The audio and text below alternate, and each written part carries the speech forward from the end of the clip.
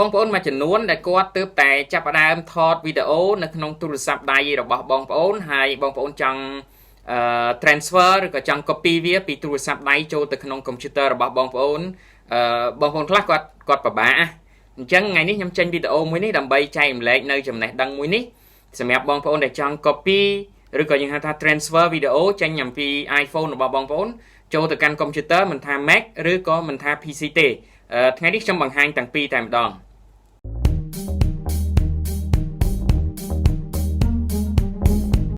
បាទសួស្តីបងប្អូនទាំងអស់គ្នាសូមស្វាគមន៍ដែលចូលមកកាន់ channel របស់ខ្ញុំថ្ងៃនេះ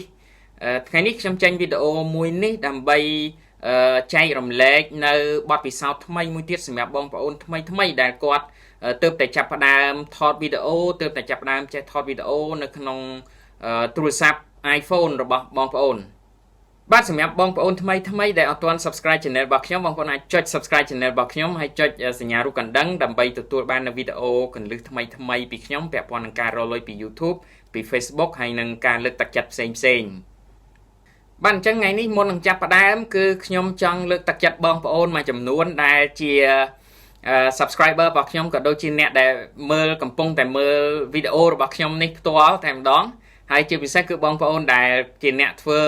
YouTube យូរហើយតែងតែបាក់ទឹកចិត្តតែងតែអស់កម្លាំងចិត្តនៅក្នុងការផលិតវីដេអូនិងធ្វើ content បន្តទៀតរឿងតែមួយថ្ងៃនេះដែលខ្ញុំចង់ចែករំលែកបងប្អូនទាំងអស់គ្នាត្រូវយល់អំពីហេតុហើយនិងផលហេតុអីបានជា channel បងប្អូនអត់ grow ហេតុអីបានជាបងប្អូនត្រូវបោះបង់និងហេតុអីបានជាបងប្អូនសម្រេចចិត្តថាធ្វើ YouTube អាមូលហេតុហ្នឹងគឺជាចំណុចបញ្ចប់នៃគោលដៅរបស់បងប្អូនដែលមានហេតុផលច្បាស់លាស់នៅក្នុងការធ្វើ YouTube ហ្នឹងគោលដៅរបស់បងប្អូនកាន់តែខិតមកជិតដល់ហើយអញ្ចឹងតើយើងធ្វើម៉េចទើបបងប្អូនដឹងថាតើបងប្អូនមានហេតុផលមួយដ៏រឹងមាំនៅក្នុងដំណើរនៃការផលិតវីដេអូក៏ដូចជាការធ្វើ YouTube នេះអញ្ចឹងបងប្អូនត្រូវសួរសំណួរនេះជារៀងរាល់លើកដែលបងប្អូនបាក់ទឹកចិត្តដើម្បីរកហេតុផលមួយឲ្យច្បាស់លាស់នៅក្នុងការបន្តអាជីព YouTube របស់បងប្អូនទៅមុខទៀតអញ្ចឹងសំណួរដែលសួររកហេតុផលហ្នឹងសួរដូចម្ដេចទៅគឺបងប្អូនត្រូវសួរថាតើមូលហេតុអីបានជាបងប្អូនសម្រេចចិត្តថាធ្វើ YouTube តាំងពីដំបូងឡើងមកនោះធ្វើដើម្បីអ្វីហើយធ្វើដើម្បីអ្នកណាបងប្អូនអាចឆ្លើយនឹងសំណួរនេះដោយគ្មានស្ទាក់ស្ទើរបានដែរឬទេបើសិនជាអ្នកទាំងអស់គ្នាឆ្លើយថាអាច 100% អ្នកទាំងអស់គ្នាអាចឆ្លើយវាម្ដងទៀតបានទេនៅពេលដែលអ្នកទាំងអស់គ្នាមានអារម្មណ៍ថាបាក់ទឹកចិត្តមានអារម្មណ៍ថានឿយហត់មានអារម្មណ៍ថាចង់បោះបង់ការងារ YouTube នេះចោលតើអាចសួរសំណួរហ្នឹងម្ដងទៀតបានទេសម្រាប់ខ្លួនឯងបាទអញ្ចឹងត្រឡប់មកវិញបើសិនជាសម្រាប់ខ្ញុំវិញហេតុផលរបស់ខ្ញុំធំធេងហើយទូលំទូលាយដោយសារតែពេលវេលាខ្លីខ្ញុំមិនមានពេលវេលាសម្រាប់បកស្រាយទេខ្ញុំទុក topic នេះសម្រាប់ខ្ញុំបកស្រាយនៅពេលក្រោយនៅម៉ោងក្រោយខ្ញុំនឹងបកស្រាយអំពីមូលហេតុអីបានជាខ្ញុំរីករាយនិងរំភើបចិត្តនៅពេលដែលខ្ញុំចាប់ផ្ដើមធ្វើ channel YouTube នេះបាទអញ្ចឹងកុំឲ្យខាតពេកខ្ញុំនឹងទៅបង្ហាញអ្នកទាំងអស់គ្នានៅក្នុងការtransfer file ពី iPhone របស់បងប្អូនពី iOS របស់បងប្អូនទៅកាន់ Mac មុនបន្តមកទៀតខ្ញុំនឹងទៅបង្ហាញបងប្អូនទាំងអស់គ្នានៅក្នុង computer Windows របស់ខ្ញុំតែម្ដងបាទអញ្ចឹងមុនដំបូងគឺអ្នកទាំងអស់គ្នាត្រូវមាន iPhone ដែលមានវីដេអូនៅក្នុងហ្នឹងបាទបន្ទាប់ពីអ្នកទាំងអស់គ្នាប្រើ iPhone ហ្នឹងហើយអ្នកទាំងអស់គ្នាចាប់ផ្ដើមចូលទៅក្នុងវីដេអូណាដែលអ្នកទាំងអស់គ្នាចង់send ទៅកាន់ computer ឬក៏ photo ណាដែលអ្នកទាំងអស់គ្នាចង់ send ទៅកាន់ computer របស់អ្នកទាំងអស់គ្នាឧទាហរណ៍ខ្ញុំចង់ផ្ញើរូបមួយទៅកាន់ computer របស់ខ្ញុំឬក៏វីដេអូមួយទៅកាន់ computer របស់ខ្ញុំប៉ុន្តែដោយសារវីដេអូវែងខ្ញុំនឹងរកវីដេអូមួយសម្រាប់អ្នកទាំងអស់គ្នាបាទឧទាហរណ៍វីដេអូដែលខ្ញុំធ្វើកាលពីថ្ងៃមុននោះឧទាហរណ៍ computer ខ្លីវីដេអូណាដែលជាវីដេអូខ្លីបាទនេះ15នាទីឧទាហរណ៍ខ្ញុំចង់ផ្ញើវីដេអូមួយនេះបាទរូបពាក់អាវ YouTube នេះខ្ញុំ select មកខ្ញុំចុចលើអាវហ្នឹងខ្ញុំចុចលើសញ្ញានេះបាទខ្ញុំយកពាក្យថា AirDrop បាទអញ្ចឹងនៅក្នុង computer របស់ខ្ញុំនេះគឺខ្ញុំចូលនៅក្នុង Finder ខ្ញុំចូលទៅលើ AirDrop ហើយបាទនៅក្នុង computer របស់ខ្ញុំនេះនឹងបង្ហាញទូរស័ព្ទដៃរបស់ខ្ញុំ ហើយនៅលើទូរស័ព្ទដៃរបស់ខ្ញុំបង្ហាញអំពីកុំព្យូទ័ររបស់ខ្ញុំអញ្ចឹងខ្ញុំចុចទៅលើ MacBook Macintosh MacBook Pro នេះទៅបាទខ្ញុំចុចទៅលើវាអញ្ចឹងកុំព្យូទ័ររបស់ខ្ញុំនឹង waiting ហើយបាទអញ្ចឹងអ្នកនរគ្នាឃើញហើយ file នេះកំពុងតែផ្ញើចូលទៅក្នុងកុំព្យូទ័ររបស់ខ្ញុំហើយវាកំពុងតែរត់បាទរត់រហូតដល់ចប់ណាបាទអញ្ចឹងបន្ទាប់ពីអ្នកនរគ្នា send file ហ្នឹងទៅរួចហើយអ្នកនរគ្នានឹងឃើញនៅក្នុង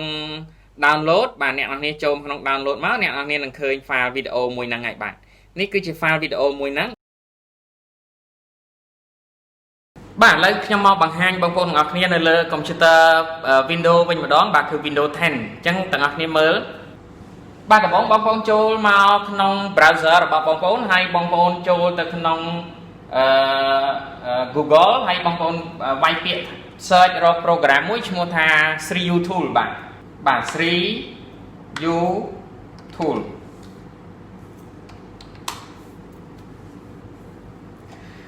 បាទអញ្ចឹងបងប្អូនអាចចុចទៅលើ 3U Tool នេះក៏បានឬក៏បងប្អូនអាចចូលមកក្នុងនេះដើម្បី download តែម្ដងក៏បានដែរបាទអញ្ចឹងខ្ញុំយកខាងលើនេះ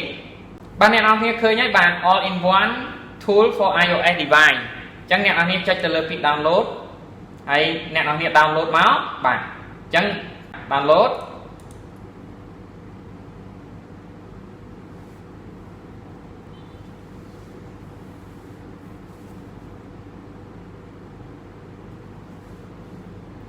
បាទអញ្ចឹងក្រោយពី download ចប់អ្នកនរគ្នាអាចចូលទៅក្នុង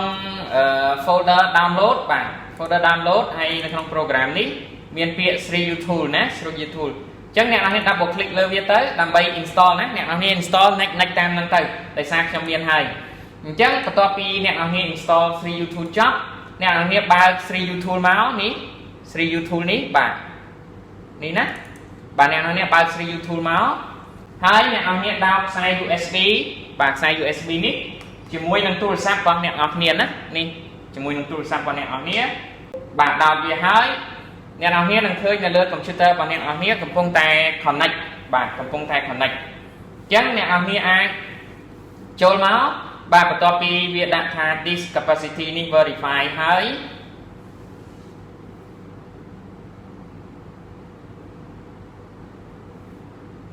បាទអ្នកនរគ្នាចុចទៅលើពាក្យ photo បាទហើយអ្នកនរគ្នាអាចចូលមកក្នុង